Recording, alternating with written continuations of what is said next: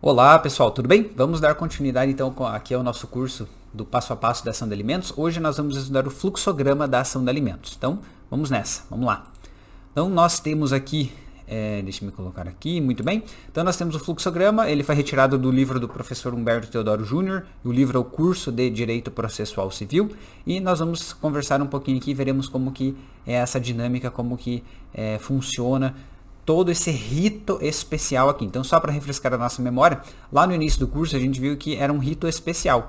Então, dentro do procedimento, no processo civil, a gente tem lá o procedimento comum e o procedimento especial. O comum é aquele que a gente já tinha conversado, que há o protocolo da petição inicial, vai ter aquela audiência de tentativa de conciliação, se não sair a conciliação, vai ter a apresentação de contestação, depois uma eventual réplica, depois o juiz marca uma audiência de conciliação, uma audiência de instrução e julgamento, e aí ouve as partes e depois tem uma sentença. Esse é o procedimento comum, mas aqui ele não é o comum. Aqui a gente tem esse procedimento especial porque a dinâmica dos atos ela acaba sendo diferente e é o que a gente vai analisar a partir de agora.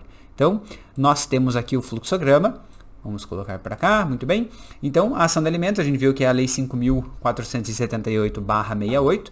E temos aqui especificamente o pedido, né? Então, é feito o pedido. Aqui está escrito pedido em 3 vias, porque a própria lei, né, lá no artigo 3º caput, fala que o pedido será feito em 3 vias. Só que, claro, atualmente, como nós temos o processo eletrônico, não há mais essa necessidade do pedido em 3 vias, tá? Então, normalmente é protocolado e aí, claro, o próprio servidor lá da Justiça acaba imprimindo e mandando pelo correio ou por meio do oficial de Justiça. Então, esse pedido aqui, só para que a gente possa refrescar a memória, lembra que ele pode ser feito oralmente ou ele pode ser feito por uma petição subscrita pelo próprio advogado. Então, nós temos aqui que o pedido ele pode ser feito oralmente pelo credor. E lembra que quando o credor chega e fala para o juiz, olha juiz, eu não tenho condições de arcar, por exemplo, com esses valores aqui. Eu necessito de um advogado. Então isso vai ser reduzido a termo e o juiz vai designar um advogado, que a gente chama de advogado dativo. Esse advogado dativo ele é pago pelo Estado, então é o Estado que vai remunerar esse advogado, ou o juiz vai indicar um defensor público. E, só para lembrar o que a gente estudou anteriormente também, o Ministério Público também pode, de certo modo, quando houver algum incapaz, representar esse incapaz, né?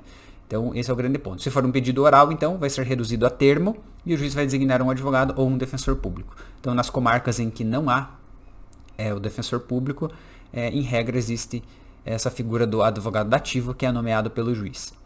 E caso a parte ela tenha advogado, né, então o próprio advogado vai protocolar, que é o que nos interessa nesse exato momento. Então nós, como advogados, né, pegaremos todas as informações que o cliente nos passar e a nossa petição será subscrita por nós, advogados.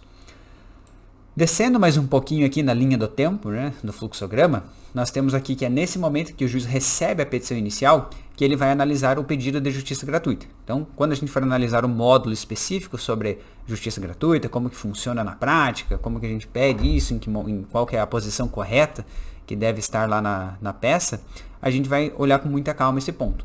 Mas o que vocês têm que saber é o seguinte, então feito o pedido, tanto se for um pedido oral que vai ser reduzido a termo e o juiz vai indicar um advogado, né, para a parte, ou se for uma petição já subscrita pelo advogado, é nesse momento aqui que o juiz ele analisa a concessão da justiça gratuita. Então, caso a pessoa faça jus à justiça gratuita, é nesse momento que o juiz concede e, como a gente estudou anteriormente também, é nesse momento que o juiz vai fixar aqueles alimentos provisórios, salvo se o credor falar que ele não precisa desses alimentos provisórios, né? E, como nós vimos também, é possível essa revisão desses alimentos provisórios a qualquer tempo. E lembra que caso exista, né, esse questionamento, olha, não, esses valores eu não consigo arcar, houve mudança do binômio necessidade e possibilidade, então qualquer discussão é possível a qualquer tempo, mas lembrando que isso ocorrerá em autos apartados, então justamente para evitar a confusão, né, processual, para que não fique tudo sendo discutido lá no mesmo processo e fique uma bagunça. Então ele acaba acontecendo, entre aspas, ao lado, né, apartado.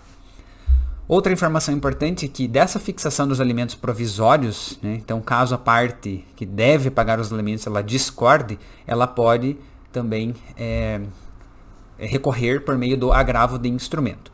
Então lembrando, os alimentos provisórios foram fixados, se a parte ela discordar, não tem que pagar esses alimentos provisórios, ela pode recorrer por meio do agravo de instrumento, como a gente viu, o prazo é de 15 dias e esse prazo começa a ser contado lá da juntada dos autos, né, da citação lá no processo.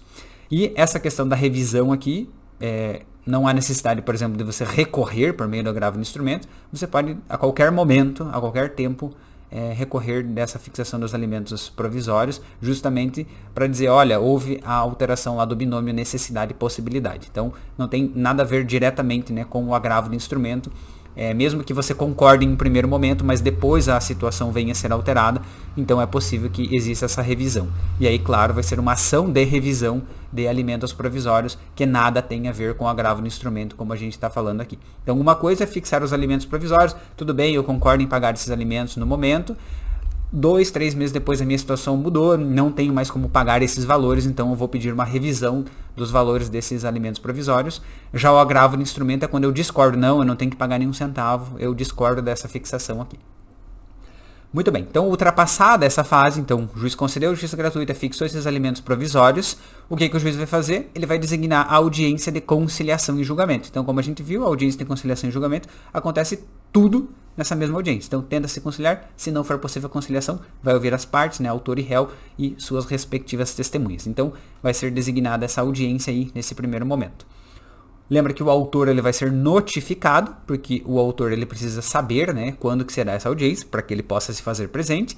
E o réu ele vai ser citado. Então, o réu vai receber aquela cartinha lá dizendo, ou por meio do oficial de justiça, a respeito da existência do processo e que ele tem que comparecer à audiência. Nós vimos também que a realização dessa audiência ela é obrigatória. Então, o autor ele tem que comparecer e o réu tem que comparecer, né? Nós vimos aqui que se o autor ele não comparece, o pedido é arquivado e o processo se encerra. Então, o autor não foi. Beleza, tudo bem. Então, o pedido vai ser arquivado e o processo vai ser encerrado ali. Caso o réu não compareça, a gente viu que vai ocorrer a revelia e a confissão dos fatos narrados pelo autor. Então, haverá aquela presunção de verdade, né, de veracidade dos fatos alegados pelo autor. E também nós vimos aqui que é nesse momento aqui da audiência que o réu vai apresentar a sua contestação. Então veja que o réu apresenta a contestação na audiência. Ele não vai protocolar antes da audiência qualquer defesa, qualquer contestação nesse sentido. Então esse é o grande ponto. Então lá na própria audiência que foi designada é que o juiz vai dar a oportunidade para o réu apresentar a sua contestação. Então esse é o grande ponto. Depois, dentro da própria audiência, né, o juiz ele tenta a conciliação entre as partes.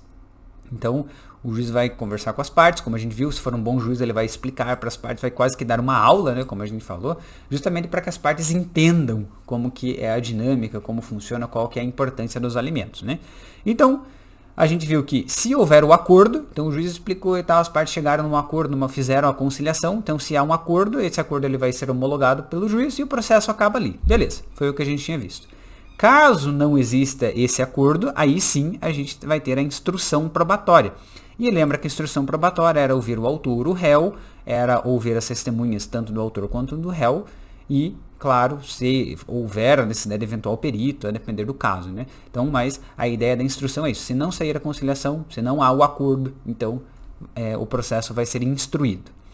E aí nós vimos que depois de ouvir o autor e o réu, as testemunhas do autor e do réu, há as alegações finais por parte das partes, né, e do Ministério Público. Então o Ministério Público também participa do processo, especialmente, né, quando tiver interesse de menor. Então as alegações finais, como a gente também conversou, elas devem possuir relação justamente com o que foi produzido na audiência. Não é para repetir a petição inicial, não é para repetir a contestação, né, quando ela é feita, justamente porque o grande ponto aqui é que seja levado em consideração essa ideia do que foi produzido na audiência, ok? E aí, como nós vimos também, haverá uma nova proposta de conciliação.